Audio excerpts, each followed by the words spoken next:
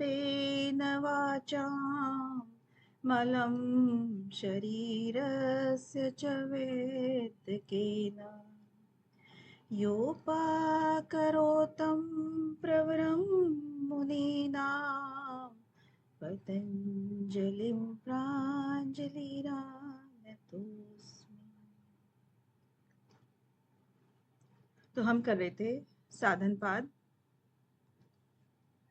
पाद में कितने सूत्र हो गए थे हमारे 39 जी? 39। हाँ, तो एक बार जल्दी से हम रिपीट करते हैं कि हमने अभी तक क्या पढ़ा है। एक्सप्लेन नहीं करेंगे, सिर्फ रिपीट करेंगे। सबसे पहले जो सूत्र है वो क्रिया योग बताया गया, फिर क्रिया योग के फल बताए गए, और उसके बाद उसमें जो क्रिया योग के फलों में कलेशों का नाम था, यानी कि समाधि की भावना आ जाती है और कलेशों का तनुकरण हो जाता है, तो कलेशों का नाम आया तो महर्षि पतंजलि ने 5 प्रकार के कलेश भी बता दिए। अब इन 5 प्रकार के कौन से थे? अविद्या, अस्मिता, राग, द्वेष, अभिनिवेश। अविद्या को उन्होंने 2 सूत्रों में एक्सप्लेन किया है, और उसके बाद अस्मिता, राग, द्वेष और अभिनिवेश सबको अलग अलग एक्सप्लेन किया। अब इन कलेशों को जो सूक्ष्म हो गए थे, किसके द्वारा हो गए थे? सूक्ष्म क्रिया योग के द्वारा जो सूक्ष्म हो गए थे, उन कलेशों को हेय करना है, नष्ट करना है, तो उसके लिए उपाय बताया कि प्रतिप्रसव है जिसके द्वारा ये नष्ट होते हैं।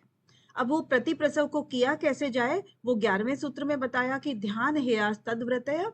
और उसके बाद देखिए, जगह बता दी, मतलब जगह नहीं बताई, अभी बताया कि ये प्रॉब्लम है आपके साथ में, और ये प्रॉब्लम रहती कहाँ है वो बता रहे हैं 12वें सूत्र में कि कलेश मूल कर्माशयो दृष्ट अदृष्ट जन्म वेदनीय। तो यहाँ का ये रेलेवेंट नहीं है, यहाँ पर आप उसकी जगह को देखोगे कि कलेश जो है ना कहाँ रहता है? कर्माशय में रहता है। इसकी जड़ जो है कर्माशय के अंदर होती है, और जो कि क्या करती है?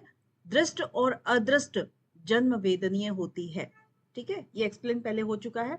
और उसके बाद जब तक ये जड़ रहेगी, अगले सूत्र में इसी बात को आगे बढ़ाते हुए कह रहे हैं कि जब तक ये जड़ रहेगी, क्या जड़ रहेगी? कर्माशय, यानी कि जो कलेशों की जड़ रहेगी। कर्माशय के होते हैं ना, फल देते रहते हैं, तो विपाक, जब तक वो जड़ रहेगी तब तक आपके वो कर्माशय जो है ना फल देता रहेगा।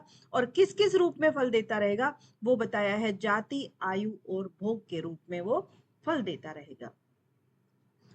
अब वो फल कैसे कैसे हो सकते हैं, वो अगले 14वें सूत्र में बताया कि ते, यानी कि वे, हलाद और परिताप, वो फल कैसे होते हैं? हर्ष देने वाले होते हैं या शौक देने वाले होते हैं? वो डिपेंड करता है कि आपने पुण्य कर्म किए हैं या अपुण्य कर्म किए हैं। अब ये जो दुख की बात आ गई, क्योंकि दुख है ना, हलाद और परिताप। परिताप क्या होता है? दुख होता है ना। तो वो दुख की बात करेंगे कि जो दुख होता है वो परिणाम, ताप और संस्कार, 3 प्रकार के दुख हैं। दुख जो है ना हर इसके पीछे लग जाएगा, परिणाम दुख, ताप दुख और संस्कार दुख। तो ये जो दुख होते हैं वो गुण वृत्ति विरोधाच किस तरह से हमारे सामने आते हैं, वो हमारे फेस हम कैसे करते हैं, तो हमारी सबकी प्रवृत्ति अलग अलग होती है, यानी कि गुण जो होते हैं उसी के अकॉर्डिंग हमारी प्रवृत्ति होती है। और लेकिन लास्ट में कह देते हैं कि दुखम एव सर्वम विवेकिना, चाहे वो सुख हो, यानी कि जो उन्होंने हलाद कहा, चाहे वो सुख हो या दुख हो, विवेकी जन के लिए सब के सब क्या होते हैं? दुख ही होते हैं। अब दुखों की जब इतनी चर्चा कर रहे हैं तो कहते हैं दुख ठीक है, आ रहे हैं जा रहे हैं, हलाद होता है, परिताप होता है, लेकिन कौन सा ऐसा दुख है जिसको कि हम छोड़ सकते हैं, त्याग सकते हैं, हेयम? कौन सा ऐसा दुख है? तो वो बताया अनागत का दुख, क्योंकि भूतकाल का दुख आप झेल चुके हो, वर्तमान का आप कुछ नहीं कर सकते, जो सिचुएशन है उसको हैंडल करना ही होगा, और केवल आने वाला यानी भविष्य का दुख जो है उसी को आप टाल सकते हो। कैसे टाल सकते हो? अच्छे कर्म करके टाल सकते हो। ठीक है, यहाँ पर आपकी दुख की बात आ गई। अब दुख का कारण क्या है? अब यहीं पे चतुर्विवाद की शुरुआत होती है। चतुर्विवाद में क्या आता है? हेय, हेय हेतु, हान और हानोपाय। तो यहाँ पर हेय और हेय हेतु यानी दुख का कारण क्या बता दिया? दृष्टा और दृश्य का जो संयोग होता है वो हेय हेतु होता है। पुरुष और प्रकृति का जो संयोग है वही दुख का कारण है, दूसरे शब्दों में। अब इन्होंने जो पुरुष और प्रकृति बताया, दृष्टा और दृश्य बताया, तो इसमें दृश्य को पहले ले लेते हैं महर्षि पतंजलि। दृश्य को वो 2 सूत्रों में एक्सप्लेन करते हैं। प्रकाश क्रिया स्थितिशीलम भूत इंद्रियात्मकम भोग अपवर्गार्थम दृश्यम। तो दृश्यम क्या चीज है? सत्वरजतम जो है ना, जिसका स्वभाव है और वो भूतात्मक होती है, इंद्रियात्मक होती है और वो भोग कराती है और अपवर्ग कराती है। इसी को दृश्यम कहा है, दृश्य कहा है, यानी प्रकृति कहा है। और बारीकी से इसका विश्लेषण करते हैं कि विशेष अविशेष लिंग मात्र अलिंगानी गुण परवाणी, यानी कि इसके अंतर्गत जितने तत्व है ना, उनको फिर से उन्होंने 4 भागों में बांट दिया, 1, 2, 3 और 4। ये आपका PYQ बना हुआ है कि प्रकृति को कितने भागों में बांटा है। कितने भागों में? विशेष अविशेष लिंग मात्र अलिंगानी, नाम दे या ना दे, डिजिट भी दे सकते हैं। तो 4 भागों में बांटा है। विशेष के अंतर्गत कितने आते हैं? 16 तत्व आते हैं। अविशेष के अंतर्गत 6 आते हैं। लिंग मात्र 1 है, अलिंग 1 है। ठीक है, तो ये टोटल मिलकर के कितने हो गए? 24 प्लस 1 पुरुष। आगे बढ़े। अब दृष्टा के बारे में विश्लेषण करते हैं 20 और 21 सूत्र में। दृष्टा क्या कहा? दृष्टा को दृषि मात्र है, ये शुद्ध भी है, और लेकिन ये जब भी किसी वस्तु का भोग करता है तो पीछे से, यानी कि किसी के माध्यम से करता है। फिर कहते हैं तद अर्थ एव दृश्य से आत्मा। फिर भी क्या है? ये दृश्य की आत्मा। आत्मा मतलब उसका स्वामी है वो। प्रकृति आत्मा के बिना यानी पुरुष के बिना कुछ भी नहीं है। और 22वें में कह रहे हैं कि कृतार्थम प्रति नष्टम अपे नष्टम तदन्य साधारणत्वात्, यानी कि कृतार्थ जो हो गया है, जो सब कुछ पा चुका है, कर चुका है, उसके लिए प्रकृति नष्ट हुए के बराबर है, क्योंकि अब उसके विषय उस योगी को अपनी तरफ आकर्षित नहीं करते हैं। तो इसका मतलब उसके लिए नष्ट हो गई है। लेकिन अपि अनष्टम, वो फिर भी बनी हुई है। किसके लिए? तद अन्य साधारणत्वात्, अन्य साधारण जन के लिए बनी हुई है। अब इसी चर्चा को फिर आगे कह रहे हैं कि स्वस्वामी शक्ति और स्वरूप उपलब्धि हेतु संयोग। इनका संयोग क्यों होता है? क्योंकि वो प्रकृति अपने स्वामी की स्वरूप की उपलब्धि के लिए ही संयोग कराती है। आगे ये संयोग होता क्यों है? फिर होता है तस्य हेतु अविद्या, वो अविद्या के कारण संयोग होता है। अब तद अभावात संयोग अभाव हानम तदृश्य केवलम। और अगर उसका अभाव हो जाए, किसका अभाव हो जाए? अविद्या का अभाव हो जाए। अब इसमें प्रश्न आपका बन सकता है कि किसका अभाव होने से दुखों का नाश हो जाता है? तो अविद्या, तद अभावात संयोग अभाव हो, फिर संयोग का अभाव हो जाएगा। और हानम, उससे फिर क्या होगा? हान, हान का मतलब है दुख से मुक्ति मिल जाएगी। और उस अवस्था में तद दृश्य कैवल्यम, दृष्टा जो है कैवल्य को प्राप्त हो जाएगा। ठीक है। और जब ऐसी चीज मान लीजिए वो करेगा, अविद्या को जब वो परे हटा देगा, तब विवेक ख्यातिर अविप्लवा हानो पाए। अब दुखों से मुक्ति तो उसने बता दी थी, अब इसका उपाय भी तो चाहिए कि मैं दुखों से मुक्ति किस प्रकार लूं। वो इस प्रकार से लेगा कि जब आप अपनी विवेक ख्याति को इतना परिपक्व कर लोगे जो कि अविप्लव हो जाएगी। विप्ल क्या होता है? हिलना डुलना। जैसे आपको बताया था ना, लहरें जो होती हैं समुद्र की या सागर की या आप तालाब की लहरें हैं, जब वो लहरें उठनी बंद हो जाए, यानी चित्त वृत्तियां आपकी अपने आपके कंट्रोल में हो जाएं, आप किसी की बातों से भी विचलित ना हो, सत्य का ज्ञान हो, तो उस अवस्था में विवेक ख्याति आपकी अविप्लव हो जाती है, निश्चल हो जाती है। तब वो उसका उपाय है, हानोपाय, दुखों से मुक्ति का उपाय है। तस्य सप्तधा प्रांत भूमि प्रज्ञा। अब जब ये विवेक ख्याति आपकी अविप्लव हो जाती है, तब उस स्थिति में आपकी जो प्रज्ञा है वो 7 प्रकार की भूमि को धारण करती है। अब ये आपका हो गया एक सेक्शन जो आप याद करते हो उस तरीके से। अब हम थोड़ी सी दूसरी बात पे आ जाते हैं। दूसरी बात क्या थी कि अब महर्षि पतंजलि ने एक और उपाय बताया है अष्टांग योग का। योग अंग अनुष्ठानाद, योग के अंगों का अनुष्ठान करने से क्या लाभ होते हैं आपके? अशुद्धि का क्षय होता है, ज्ञान की दीप्ति प्रज्वलित होती है, और आपकी विवेक ख्याति जो है वो आ जाती है, यानी कि बुद्धि जो है आपकी प्रज्ञा में कन्वर्ट हो जाती है, यानी कि आपकी जो रितंबरा तत्र प्रज्ञा, वो वाली बात है। ठीक है, विवेक ख्याति आप बोल सकते हो इसको, विवेक ज्ञान बोल सकते हो। अब ये योग अंग की बात करी है, तो योग अंग समझाए हैं उन्होंने 29 सूत्र में। यम नियम आसन प्राणायाम प्रत्याहार धारणा ध्यान समाधि अष्टौ अंगानी, 8 प्रकार के अंग हैं जो कि ये ऊपर नाम ले लिए हैं। तीसरे में इन्होंने जो यम है इसकी बात कर रहे हैं कि यम कितने हैं, अहिंसा, सत्य, अस्तेय, ब्रह्मचर्य, अपरिग्रह, यमा। यानी ये जो यम है वो 5 प्रकार के यम है जो इन्होंने सिर्फ नाम लिए हैं यहाँ पर, लेकिन हमने इनका एक एक शब्द का पूरा एक्सप्लेनेशन देख लिया था कि इनके मीनिंग क्या है। ठीक है, मन वचन कर्म, इन तीनों से जब आप इनका पालन करोगे तभी आपका ये यम या जो एक एक चीज है वो घटित होगी। और एक एक चीज ही बहुत बड़ी अभ्यास, बहुत ज्यादा अभ्यास मांगता है। तो अहिंसा का पालन हमेशा मन वचन और कर्म से करना चाहिए, सत्य का करना चाहिए, ऐसे ही अस्तेय, ब्रह्मचर्य और अपरिग्रह। यानी कि मन वचन और कर्म। कर्म से तो आप सबसे पहले त्याग कर देते हो, चलो कर्म से हमने कर लिया, लेकिन वचन से आपका भी बोल भी देते हो किसी चीज के बारे में, सत्य भाषण है या फिर अहिंसा वाला है, ये जब बोल करके भी करोगे, नहीं रोकोगे किसी को या कुछ करोगे, तो वो प्रैक्टिकली भी होना चाहिए, बोलने से भी होना चाहिए, और मन के अंदर भी आपकी कोई ऐसा विकार नहीं होना चाहिए। घटित कब होता है, जब आपके मन में वो वृत्ति उठनी ही बंद हो जाए, आपके मन में विचार ही ना आए, तब वो चीज घटित हो जाती है, यानी कि प्रतिष्ठित हो जाते हो आप उसमें, फिर वो फल मिलने लगते हैं। अभी फल नहीं है, अभी सिर्फ आपका अभ्यास दोहराना है। अब देखिए ये महाव्रत में कब कन्वर्ट होता है, जो यम है वो महाव्रत में कब कन्वर्ट होता है, जब हम जाति, देश, काल और समय, इन सब चीजों के साथ में उस अपने व्रत को नहीं तोड़ते हैं। ठीक है, अनविच्छिन्ना, वो खंडित नहीं होता है, चाहे आप सार्वभौमा इस भूमि पर कहीं भी चले जाओ, तो वो खंडित नहीं होगा, तो वो अनविच्छिन्न हो जाएगा, उसी को हम क्या कहेंगे, महाव्रत कहेंगे। ठीक है, फिर आया था शोच, संतोष, तप, स्वाध्याय, ईशोप निधानानि नियम। तो ये 5 ही प्रकार के आपके नियम भी बताए हैं कि ये नियम आपके हर दिन आप इन चीजों को करोगे। अब अगर यम नियम में आप पालन करते हो, उनका कुछ बाधा आती है, तब वितर्क बाधने प्रतिपक्ष भावना। तो जब वितर्क आने लगते हैं, उनको कंट्रोल करने के लिए आपको प्रतिपक्ष की भावना करनी है। इसी चीज को आगे 34वें में खोल करके बताया कि क्या वितर्क है और क्या प्रतिपक्ष की भावना है।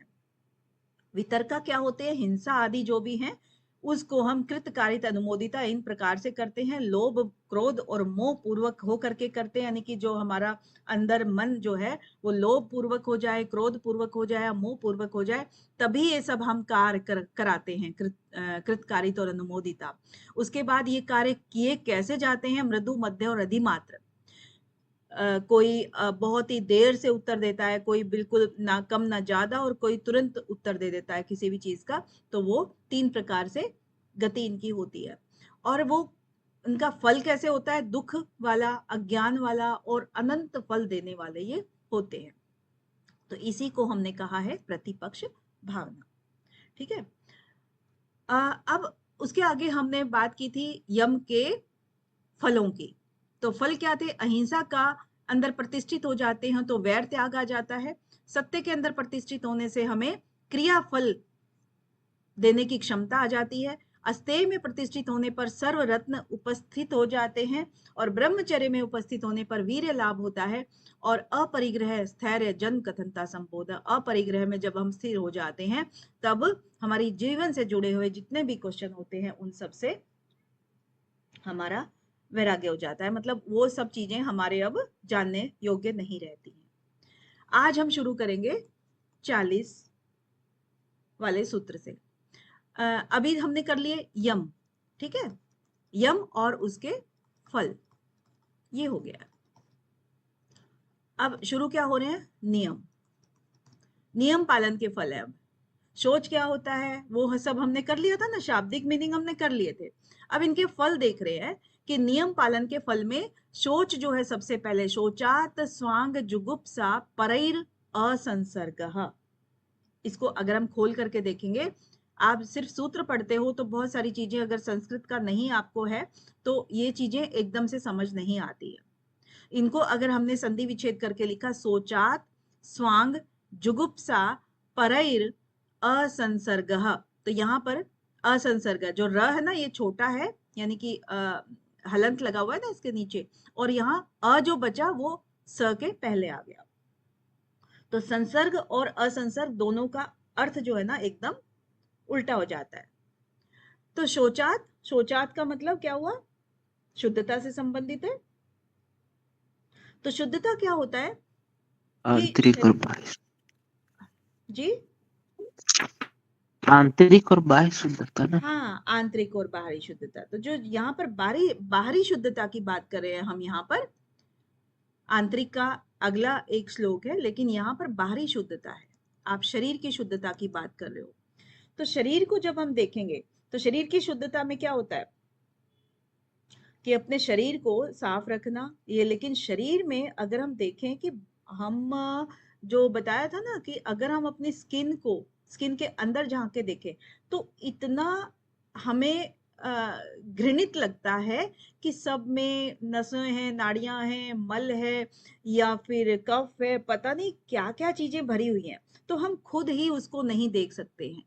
तो शौचात, अगर हम शौच का पालन करते हैं तो स्वांग, स्व और अंग, ठीक है ना, अपने ही अंग।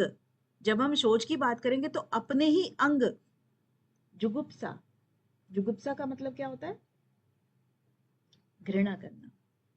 तो अपने ही अंगों से घृणा हो जाती है, क्योंकि आपके जितने भी शरीर में छिद्र हैं जिनके द्वारा मल बाहर लगातार आता रहता है, आप डेली साफ करते हो लेकिन डेली फिर आ जाता है, तो आप समझ सकते हो कि जब बाहर इतना आ रहा है अंदर कितना भरा होगा, है ना।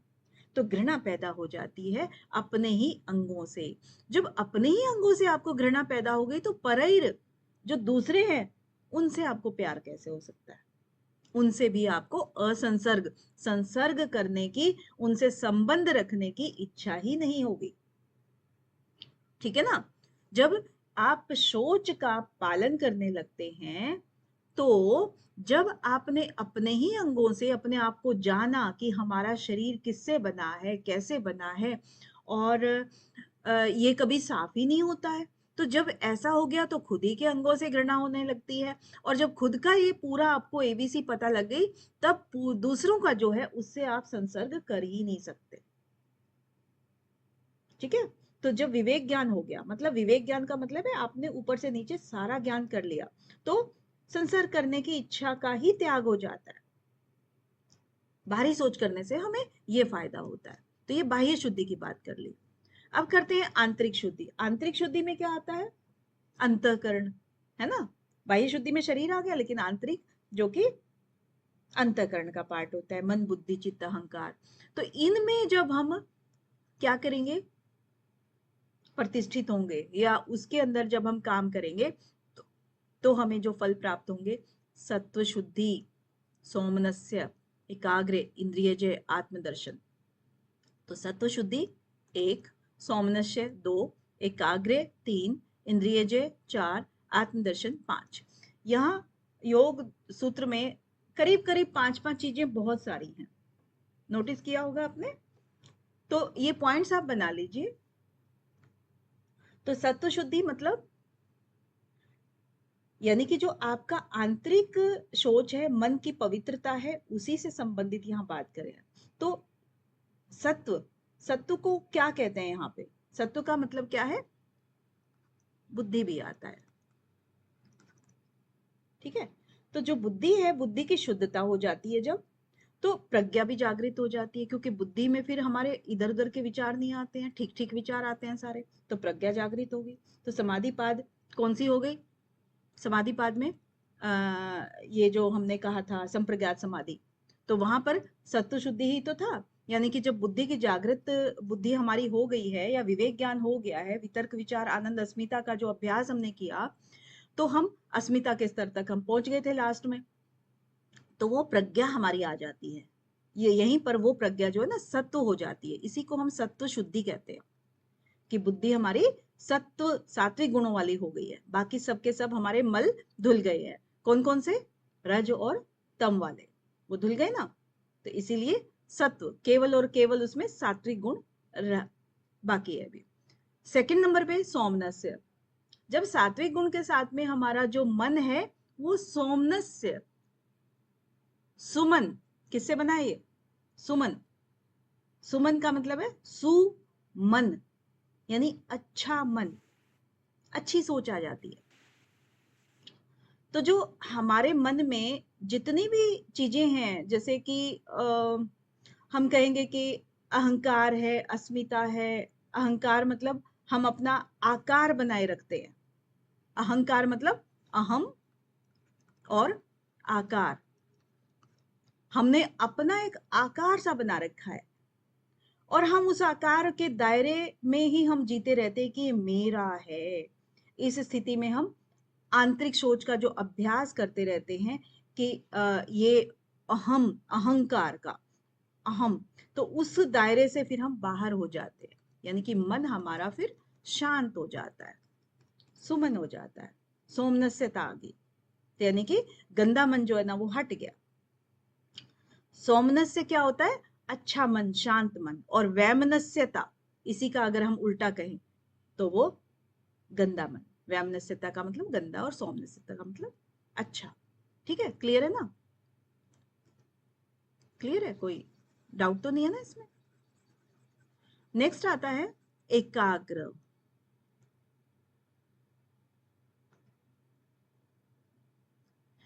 एकाग्र, तो एकाग्रता क्या होती है?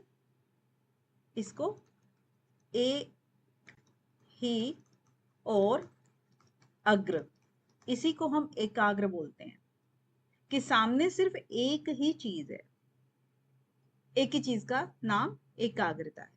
यानी कि जब रजोगुण तमोगुण रहता है तो एकाग्रता रह ही नहीं सकती, क्योंकि हमारा मन भटकता रहता है। रजोगुण का मतलब ही ये है, मन को भटकाना, इधर उधर इधर उधर। तमोगुण में कुछ करने की इच्छा ही नहीं होती है ना? तो जब हम सत्व गुण के साथ में सौमनस्यता आ जाती है तो चित्त जो है हमारा वो एकाग्रता को प्राप्त कर लेता है।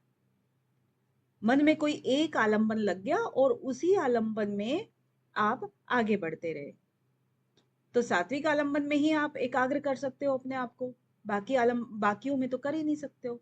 तो उस तरह से हम एकाग्रता भी पा लेते हैं। जब एकाग्रता हो गई तो इंद्रिय जय, ये भी साइड बाय साइड घटित हो जाती है। इंद्रिय जय यानी कि आपका अपनी इंद्रियों पर नियंत्रण हो जाता है। बाहर की तरफ यूजुअली हमारी इंद्रियां जाती रहती हैं, विषयों का ग्रहण करती रहती हैं, लेकिन जब आपने एकाग्रता कर ली, सत्व की शुद्धि कर ली, मन आपका बिल्कुल कोमल हो गया, सोमनस्य हो गया, तो क्या हो गया? इंद्रियां आपकी अंतर्मुखी हो जाती हैं। अंतर्मुखी होने से आपके अंदर का जो एक ध्यान है कहते हैं, तो वो आप देखने लगते हो। तो उसका फल क्या हुआ? आत्मदर्शन। जब अंदर की तरफ होंगी तो अंदर क्या रहता है? अपना आत्मा रहता है, जैसे हम बात करते हैं। तो आत्मदर्शन की योग्यता आ जाती है। आत्मदर्शन होता नहीं है, आप ये मत सोचना कि इसमें दावा किया गया है कि आत्मदर्शन हो जाता है। इसकी योग्यता आ जाती है। ठीक है, आत्मदर्शन क्या होता है? अपने आप का दर्शन, यानी कि योग की भाषा में स्वरूपोपलब्धि हेतु, ठीक है ना, स्वरूपोपलब्धि कहते हैं इसको। तो वो चीज की आपको योग्य हो जाते हो आप उसको पाने में, आत्मदर्शन करने में। ठीक है, तो बेसिकली आपका जो सोच था बाह्य शुद्धि का हो गया, लेकिन आंतरिक सोच जब आपने किया तो क्या आ गया? आत्मदर्शन की योग्यता आ गई, की योग्यता। ठीक है, क्लियर है आपका सोच?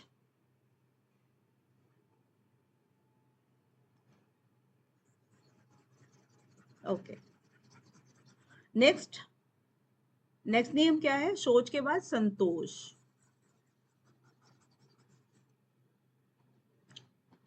संतोष में संतोषाद अनुत्तम सुख लाभ। अब यहाँ पर ये बहुत ही फेमस है कि इस संसार में, पूरे संसार में संतोष से बड़ा कोई दूसरा सुख है ही नहीं। अब ये संतोष अमीर को भी हो सकता है, गरीब को भी हो सकता है, लेकिन करने वाला चाहिए। संतोष का मतलब क्या हो गया? कि जो भी आपके हिस्से में आए, चाहे वो आप परिश्रम से ही करोगे तभी आपको संतोष हो पाएगा, दूसरों के देने से संतोष नहीं होता है। यानी कि सब तरह से यानी मन से, क्रिया से, जिस तरह से भी आपको परिणाम मिले, आप उसी में संतुष्ट हो जाओ कि ये मेरे ही कर्म का फल है। किसी के ऊपर भी दोषारोपण नहीं करना है। तो ये नियम का दूसरा भाग है। तो संतोष हर आपको हालत में करना है, क्योंकि जितना गुड़ डालोगे उतना ही मीठा होगा, ये चीजें कहते हैं ना। तो किसी के ऊपर भी ब्लेम ना कर करके अपने ही रिजल्ट जो आपको मिला है उसी में ही आपको संतुष्ट रहना है। तो इससे ऊपर कुछ नहीं है। और सुख लाभ है। सुख लाभ का मतलब क्या होता है? यानी कि संतोष जो हमने किया वो सर्वोच्च सुख लाभ देगा आपको, अनुत्तम, अनुत्तम यानी कि एकदम सर्वोच्च। तो वो जो अभ्यास अगर हम कर लेते हैं तो फिर मन में तृष्णा आदि कोई भी चीज हमें नहीं घेरती है। ठीक है, तो ये आपकी हो गई संतोषाद अनुत्तम सुख लाभ है, मतलब इसके जैसा कोई और दूसरा सुख है ही नहीं। अब देखिए नेक्स्ट पे क्या होता है, तप की बात करेंगे। नियम में क्या था? शौच, संतोष और तप। तीसरा नियम, अब काय इंद्रिय सिद्धि अशुद्धि क्षयात तपसा, इसको एक्सप्लेन कर रहे हैं। तो काय इंद्रिय, और काय का मतलब काया होता है और इंद्रिय इंद्रियां होती हैं, यानी कि ज्ञान इंद्रियां और कर्मेंद्रियां। आप इंद्रियों का मतलब ये लगा सकते हो, कर्मेंद्रियां हो गई काया से और इंद्रियां ज्ञान इंद्रियां हो गई। तो इनकी जो सिद्धि अगर हम कर लेते हैं, सिद्धि तो हम पता है ना आपको, सिद्धि कैसे करते हैं, यानी कि एकाग्र होकर के हम जब बहुत अधिक अभ्यास करते हैं तो किसी भी चीज पर एक सिद्धि आ ही जाती है।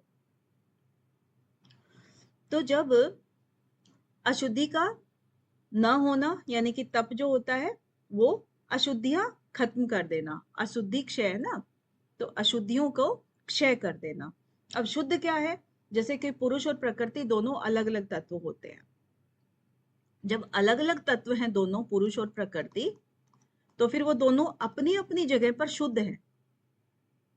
ठीक है, लेकिन जब दोनों मिल जाते हैं, यानी कि पुरुष प्रकृति के अंदर जब मिल जाता है, तो फिर वो क्या हो गया? वो अशुद्ध तो वहीं पे हो गया, क्योंकि यहाँ पर आने के बाद फिर वो और ही विकृत होता चला जाएगा। कभी उसमें कोई चीज मिक्स हो रही है, कभी कोई चीज मिक्स हो रही है। तो जब रज तम इनकी वजह से जब सारी अशुद्धियां आ जाती हैं मनुष्य में, तो इन्हीं अशुद्धियों को दूर करना ही उसका पर्पस रह गया है, क्योंकि ये सारी अशुद्धियां उसको, पुरुष को शांत रहने ही नहीं देंगी, वो हमेशा उसको बेचैन रखेंगी। तो ये अशुद्धियां क्या है? समाधि में बाधक होती हैं। संप्रज्ञात और असंप्रज्ञात दोनों ही समाधियों में ये बाधक होती हैं। तो बिना इन अशुद्धियों का क्षय किए हुए हम साधना मार्ग में आगे बढ़ ही नहीं सकते। तो यहाँ पर यही चीज कह रहे हैं कि तप का जब हम अभ्यास करते चले जाते हैं, अशुद्धियों का जब क्षय होता चला जाता है और अशुद्धियां कमजोर होते होते जब पूरी तरह से खत्म हो जाती हैं, तब काय इंद्रिय शुद्धि, मतलब काया और इंद्री की दोनों की शुद्धि हो जाती है। ठीक है, क्योंकि काया से क्या है, काया पे यानी कि शरीर पे हमारा नियंत्रण हो जाएगा हर चीज पे, चाहे वो कर्मेंद्रिय हो, कर्मेंद्रिय का मतलब आपको पता ही है, ज्ञानेंद्रिय हो, ज्ञानेंद्रिय का भी मतलब आपको पता है कि शरीर और मन, सीधे शब्दों में आप कह सकते हो कि शरीर और मन दोनों पर ही आपका कंट्रोल हो जाएगा। उस पे सिद्धि प्राप्त कर लोगे तो फिर सारी अशुद्धियों का क्षय हो गया। अब यहाँ पर जब ये कहते हैं ना कि वो अलग अलग भाष्य होते हैं सबके, तो यहाँ कहते हैं कि यहाँ पर जो 6 सिद्धियां होती है ना, वो अभी आगे आएंगे भी, और अणिमा आदि की भी सिद्धियां होती हैं, अष्ट सिद्धि बोल देते हैं, तो वो भी मिल जाती हैं। लेकिन भाष्यकार कहते हैं ऐसा, लेकिन यहाँ पर सिर्फ इनका तप के रूप में यही बताया गया है। 44 में कह रहे हैं कि स्वाध्यायात इष्ट देवता संप्रयोग, स्वाध्याय करने से इष्ट देवता के दर्शन हो जाते हैं या उनसे साक्षात्कार हो जाता है, मिलन हो जाता है, कुछ भी आप कह लीजिए। संप्रयोग का मतलब आप मिलन हो जाता है, उनसे साक्षात्कार हो जाता है। हरिओम। हाँ जी। मैम इसमें इष्ट देवता किसको माना गया है? हाँ, इसके बारे में अभी बता रहे हैं। तो स्वाध्याय पहले देख लेते हैं। स्वाध्याय का मतलब 2-3 बार पहले भी एक्सप्लेन हो चुका है स्वाध्याय, ठीक है। एक तो हम अपना अध्याय करते हैं, अपना अध्ययन करते हैं कि हम में क्या कमी है, क्या हमें सुधारना चाहिए, हम अपनी उस चीज का हम हमेशा इम्प्रूवमेंट के लिए आगे बढ़ते हैं। एक तो वो स्वाध्याय हो गया।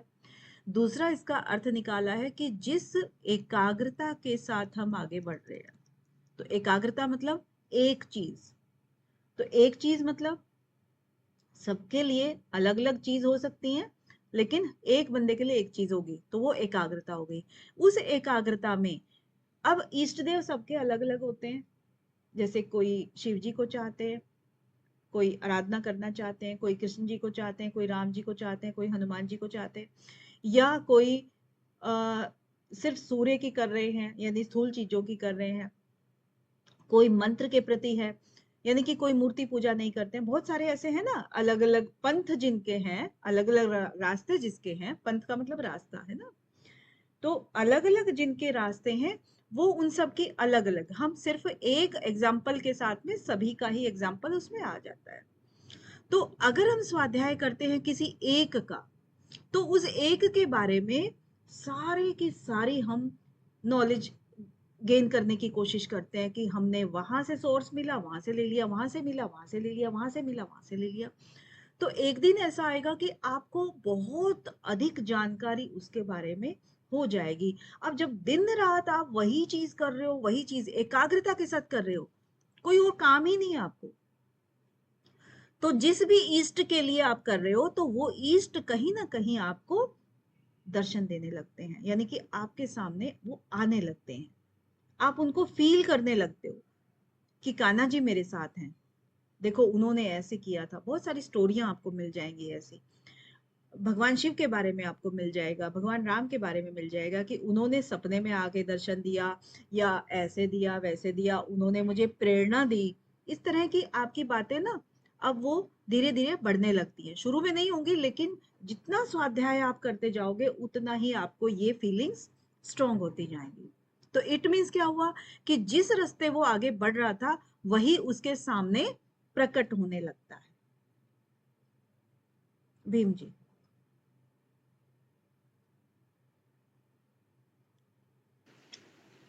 ठीक है जी। ठीक है, चलिए आगे बढ़ते हैं। स्वाध्याय के बाद कौन सा आ गया? ईश्वर प्रणिधान, पांचवा नियम, ईश्वर प्रणिधान। अब ईश्वर प्रणिधान कैसे होता है? समाधि सिद्धिर ईश्वर प्रणिधानात्, यानी कि ईश्वर की शरणागति यानी ईश्वर का प्रणिधान से समाधि की सिद्धि होती है। जब हम ईश्वर में प्रणिधान कर लेते हैं तो समाधि सिद्धि हो जाती है, यहां पर ये कह रहे हैं। तो प्रणिधान आपको बता दिया था खोल करके कि प्रणिधान का क्या मतलब है। प्र मीन्स अत्यधिक होता है, पूर्ण रूप से होता है, कंप्लीट प्र। और अणि, णी का मतलब शरण में, यानी कि हम उसके पूरी तरह से शरण में, ध्यानात यानी उसी के हम समर्पित हो गए, कंप्लीट प्रणिधान का मतलब है। तो किसके समर्पित हो गए? ईश्वर के समर्पित हो गए। तो ईश्वर पर समर्पित जब हम हो जाते हैं तो हमें कोई भी विषय वासना की लालसा रहती ही नहीं है, क्योंकि जो भी कार्य कर रहे हैं वो ईश्वर के नाम पर भी हम जीवन चलाने के लिए कर रहे हैं। तो हम ना पाप कर रहे हैं ना पुण्य कर रहे हैं, यानी कि वो निष्काम कर्म कर रहे हैं, सीधी सी बात है ना। तो उसी से फिर और योग मार्ग में आगे बढ़ रहे हैं तो फिर वो समाधि की तरफ बढ़ने लगते हैं। ये आलंबन किसका लिया उन्होंने? ईश्वर का लिया। तो जब ईश्वर का आलंबन लेते हुए और हम समाधि का अभ्यास करते जाएंगे तो फिर समाधि तो हो जाएगी। तो समाधि यहाँ पर जो नाम लिया है वो प्रश्न आ सकता है कि किस प्रकार की समाधि है,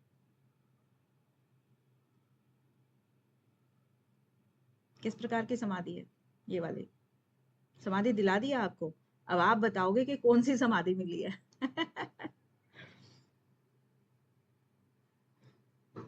बोले भाई।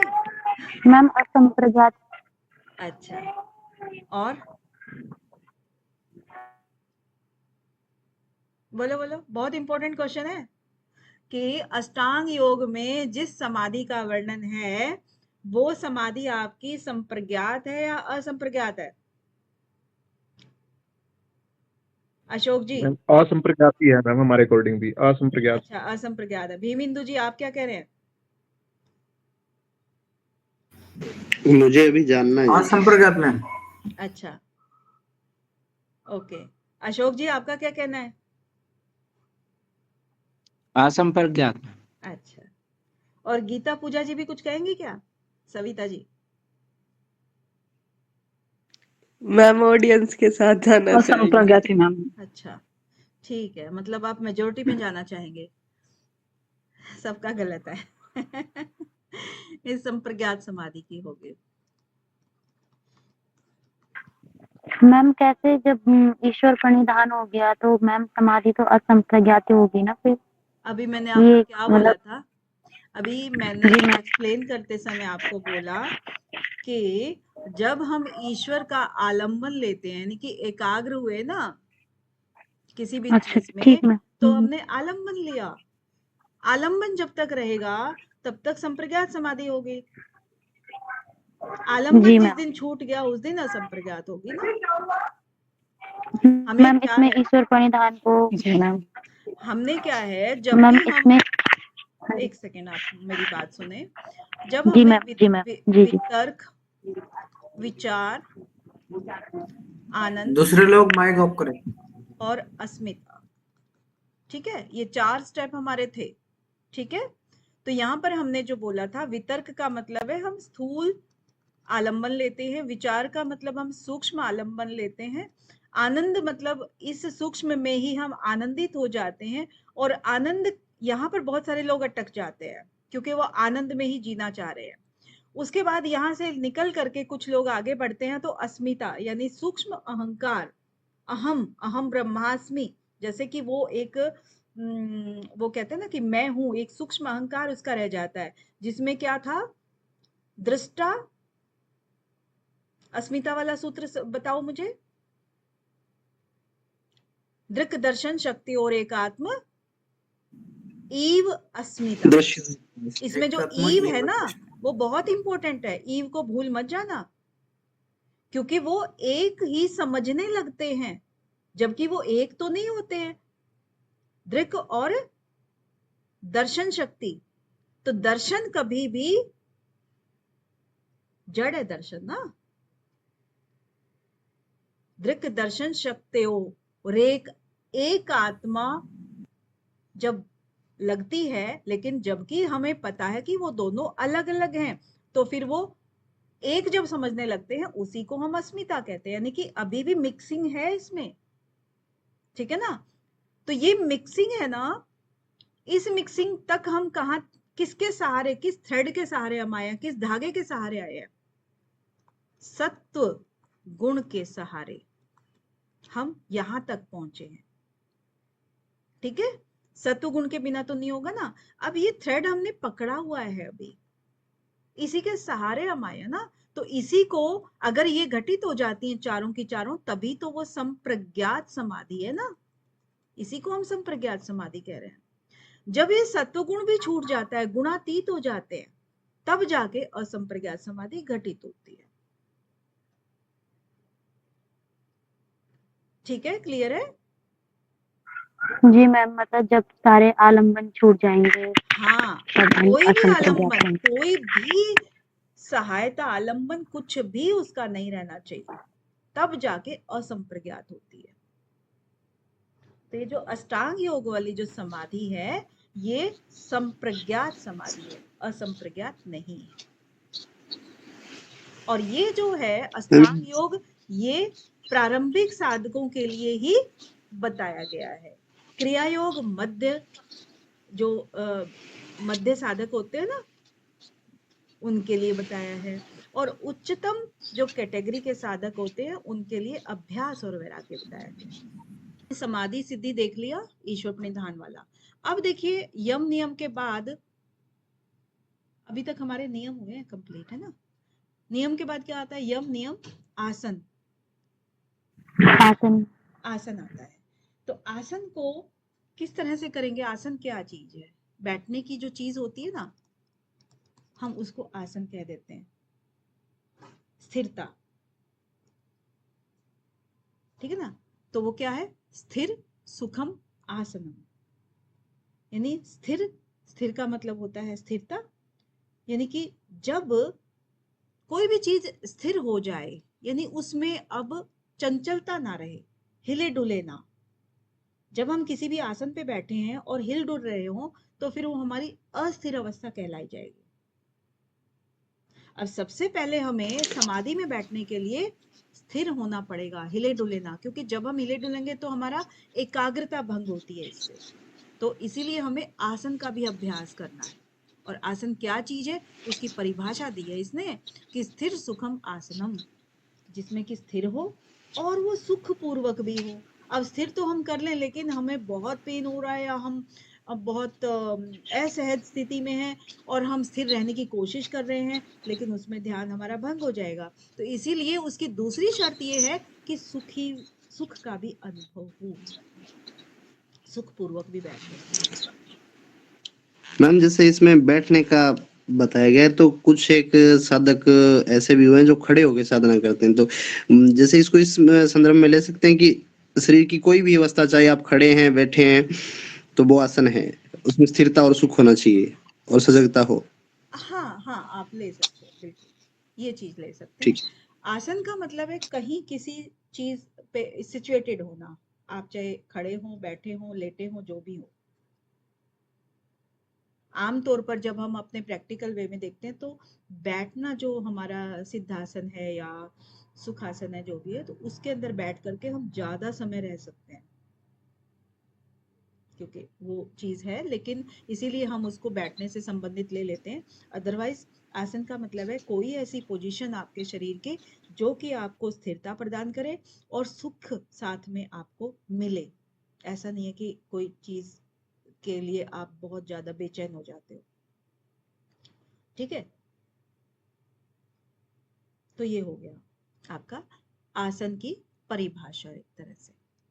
अब ये आसन जो है ना, वो प्रयत्न शैथिल्य अनंत समापत्तिभ्याम। आसन कब सफल होता है? जब शरीर चेष्टाहीन हो जाए, कोई भी हरकत ना करे, मन जो है वो अनंत रूप में लग जाए। प्रयत्न शैथिल्य, प्रयत्न जो है आपके शिथिल हो जाएं, कोई आप प्रयत्न ही ना करो किसी भी चीज का, प्रयत्न रहित अवस्था होगी, चेष्टा रहित अवस्था होगी। ठीक है, वो वाली। और अनंत समापत्ति भ्याम। अब समापत्ति आपने पढ़ा ही है, समापत्ति, ठीक है ना, किसकी लगती है? चित्त की लगती है। यानी मन चित्त जब आपका किसी एक उसमें रम जाए, उसी के अंदर आप तदाकार हो जाओ, उसी के आकार के हो जाओ, उस चीज को हम समापत्ति कहते हैं।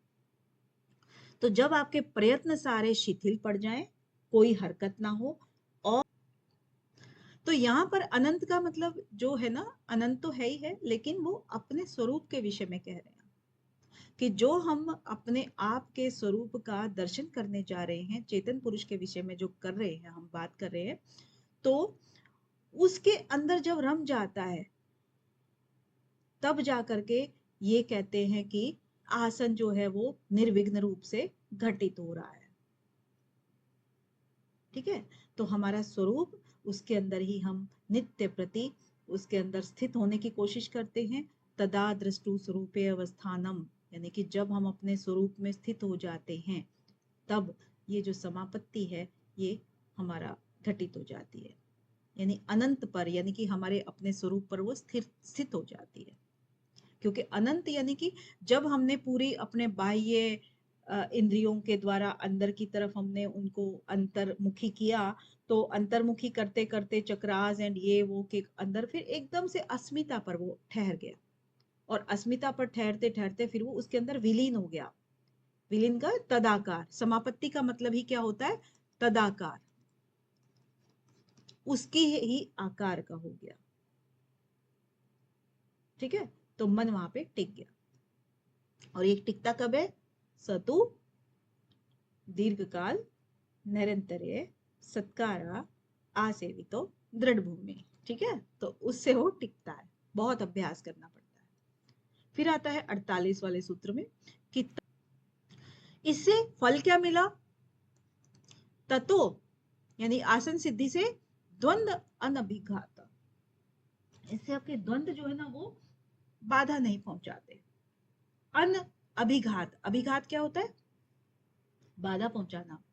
और द्वंद्व, द्वंद्व का मतलब है दो चीजें। ये जो हमने सिचुएशन करी है हमें द्वंद्वों में भटकने नहीं देती है, क्योंकि अगर हमने 4 घंटे तक बैठ करके अपने मन को, चित्त को, इसको लगा लिया है बिना किसी बाधा के, तो फिर जाहिर सी बात है हमें द्वंद्व कैसे परेशान करेंगे, क्योंकि हमारा शरीर बैठा जरूर है लेकिन चित्त किसी के अंदर रमा हुआ है। फिर चाहे सर्दी हो गर्मी हो हमें कोई परेशानी नहीं है। आपने हिमालय पे देखे होंगे साधु संत, तो वो कितनी भी बर्फ में विचलित नहीं होते हैं। वहां पर आप एग्जाम्पल देख सकते हो। और ये जिन्होंने स्वयं देखे हैं मैं उनकी बात कर रही हूँ। वीडियोस भी आती हैं बहुत ज्यादा, और कोई यहाँ से भी अपने आप जैसे लोग भी जाते हैं तो वो भी बताते हैं। तो ये सच में घटित होता है। ठीक है, मुझे लगता है इसके बारे में फिर कल पढ़ते हैं। प्राणायाम की परिभाषा नहीं, प्राणायाम और प्रत्याहार, इसमें फिर 2 ही बाकी हैं इस पाद में, बाकी के फिर आगे में होंगे। ठीक है, इसको हम कल कर लेंगे।